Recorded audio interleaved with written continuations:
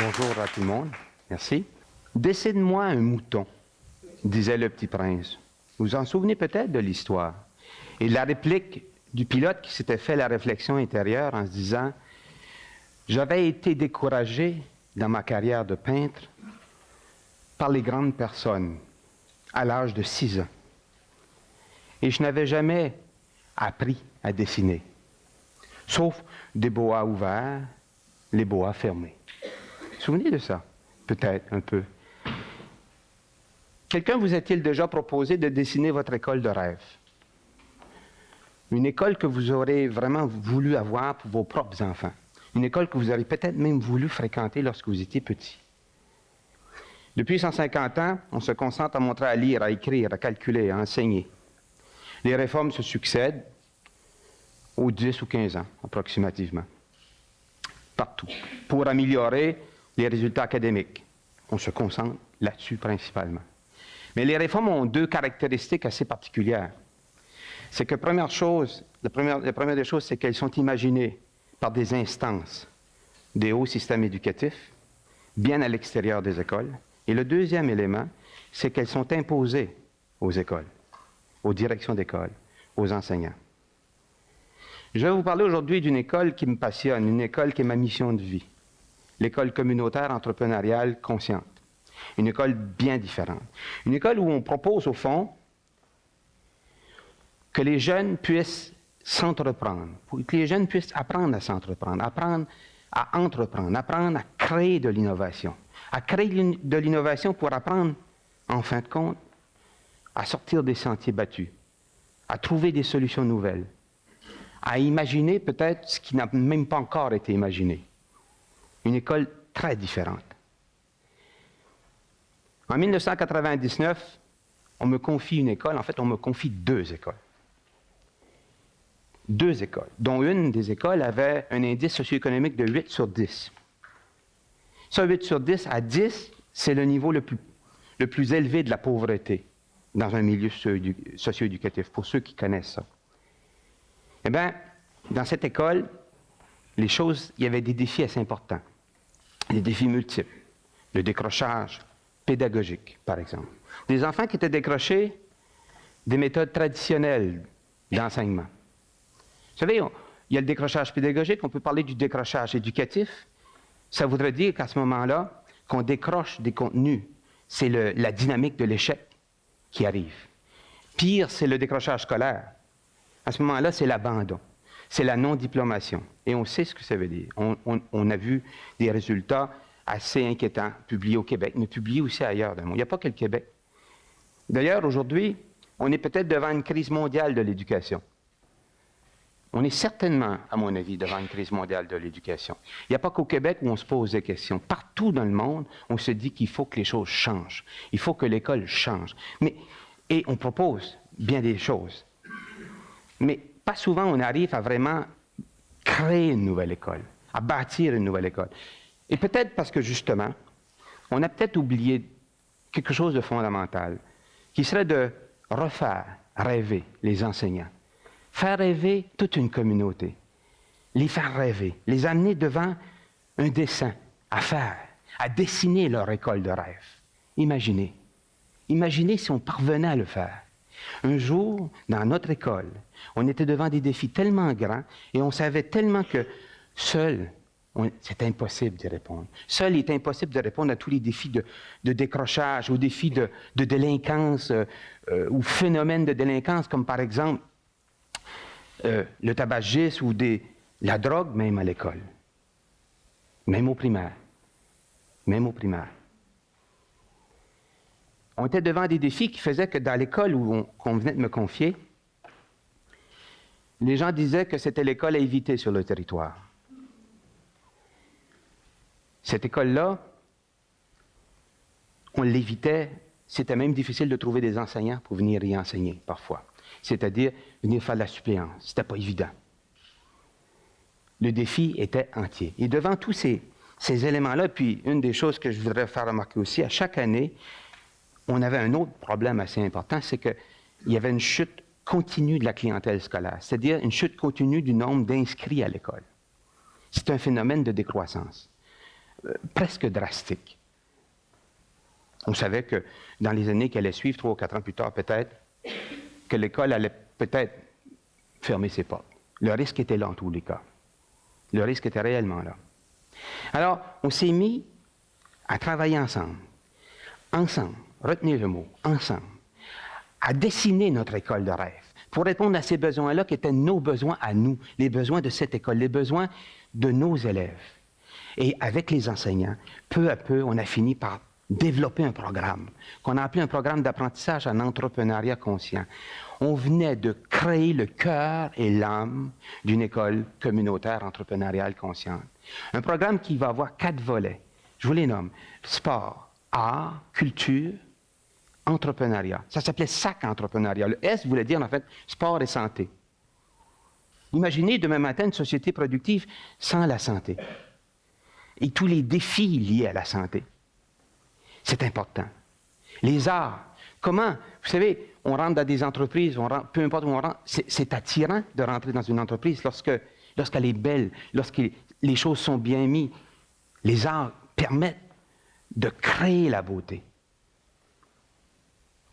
Et chez les jeunes, parfois, on a l'impression que ça, c'est un peu abandonné ou oublié dans les écoles. La culture. On est 7 milliards sur une planète qui, aujourd'hui, on a besoin comme jamais d'apprendre à partager les ressources qui restent. Comme jamais. Conscient, en fait. Pourquoi? Parce que c'était le fil conducteur pédagogique et éducatif de toute l'école. Un entrepreneuriat, comme disait, je citais Rabelais, qui disait, vous vous en souvenez peut-être, « Science sans conscience n'est que ruine de l'âme. » Dans cette optique-là, on s'est mis à faire de l'entrepreneuriat conscient à l'école, à tout égard.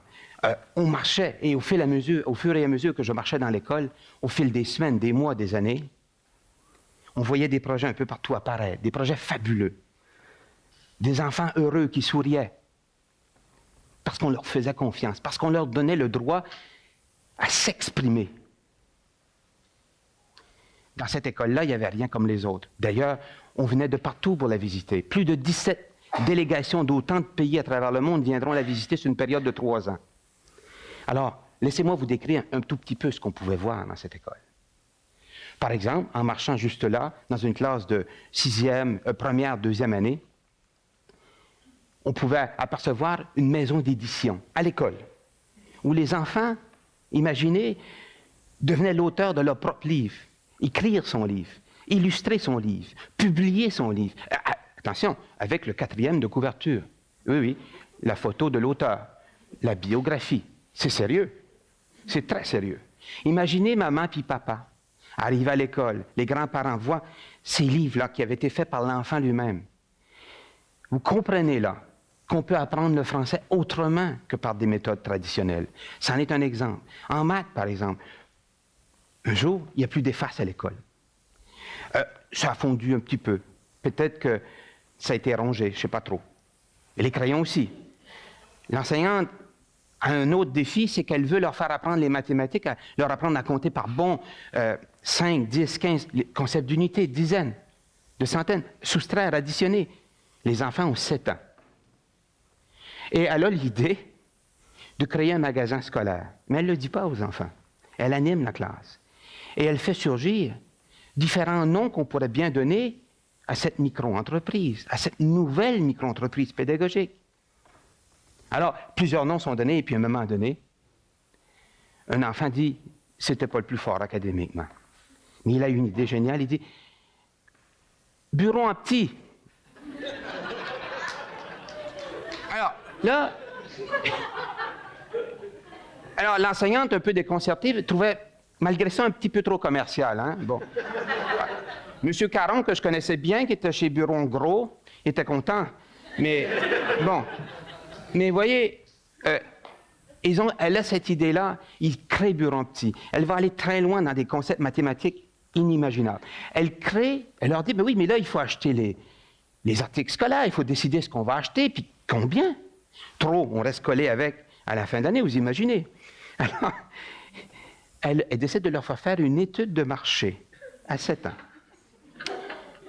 pour appliquer un concept de mathématiques, l'histogramme, qu'on apprend plutôt au secondaire, vous en conviendrez. Et là, ils l'ont fait, chez des petits de 7 ans. Un peu plus loin dans l'école, un après-midi, les choses vont... Les enseignantes avaient donné le droit des jeunes d'amener leur jouet favori, c'est une activité récompense.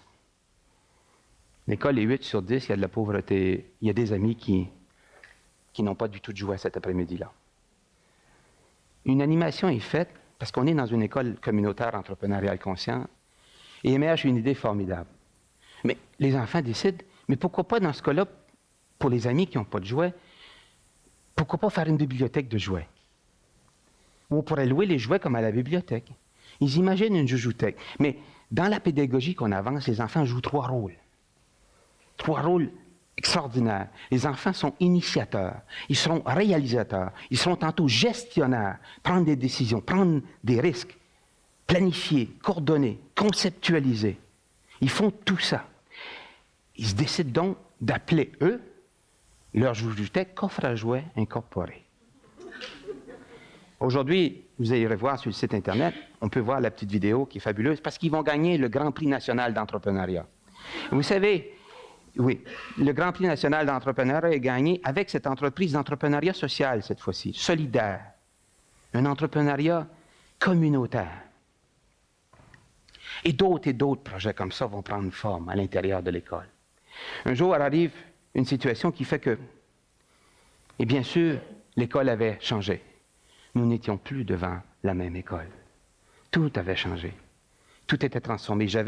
Et on cherchait désespérément depuis 1 an et demi un nouveau nom pour l'école, un nom qui la représenterait. Et voilà que, à ce moment-là, un matin, j'arrive à l'école et une enseignante me dit, j'étais réveillé à 4 heures ce matin, dans la nuit, et j'étais réveillé avec quelque chose qui m'est venu à l'esprit, qu'il faut que je vous dise. J'ai un nom que je crois avoir trouvé pour l'école. Je dis, bon? Elle me dit, école Cœur Vaillant. Soudainement, je suis envahi par une émotion incroyable.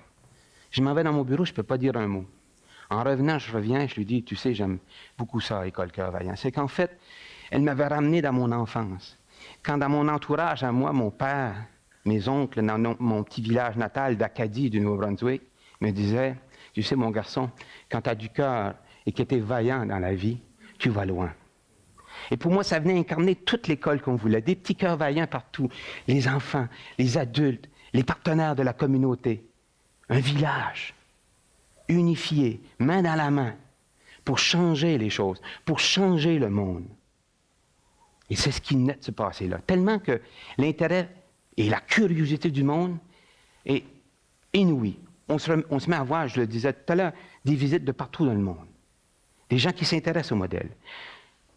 Et ça nous amène à une création formidable, à un rêve que j'avais. C'était de dire, est-ce qu'on ne pourrait pas permettre à des enfants d'ailleurs, à des enfants de ma propre province, à des enfants ailleurs au Québec, à des enfants ailleurs au Canada et dans le monde, de profiter de cette éducation-là. Et on l'a fait. Aujourd'hui, l'ensemble des écoles de la province du Nouveau-Brunswick s'inspire de ce modèle, autant au primaire qu'au secondaire. Aujourd'hui, on est dans 25-30 écoles au Québec déjà, dans les écoles primaires, secondaires et désormais dans un centre de formation professionnelle. Le modèle de rendre l'enfant, le jeune adulte, initiateur, réalisateur et gestionnaire, de devenir compétent à s'entreprendre, à entreprendre, à créer l'innovation, fait son chemin. Et surtout l'organisation qu'on propose. Et on a créé l'Organisation internationale des écoles communautaires entrepreneuriales conscientes, grâce à un leader formidable, la commission scolaire Marguerite Bourgeois de Montréal. Une commission scolaire visionnaire et audacieuse, qui a osé. Aux environs de 2005, je vous reste, parce que des fois on se dit, pourquoi l'entrepreneuriat conscient? Mais pourquoi l'entrepreneuriat conscient? Il y a une histoire fabuleuse qui s'est passée à mon école. On est au début septembre et une enseignante sait que l'année sera difficile. Plusieurs élèves ont des difficultés. La moitié de la classe, au moins, ont des dossiers, comme on dit. Les enfants qui ont des difficultés multiples. Et à ce moment-là, elle décide de lancer une chorale pour qu'ils apprennent l'entreprise de soi, à se faire confiance, à s'aimer, à se valoriser. Des jeunes qui ne l'avaient pas eu facile. Des fois, on dit, quand tu pars avec 2 prises contre toi au départ, c'était le cas. J'aimerais vous faire entendre à l'instant ce que j'ai entendu lorsque je suis allé dans cette classe et j'ai dû m'asseoir pour demander aux enfants, pouvez-vous, s'il vous plaît, me la rejouer?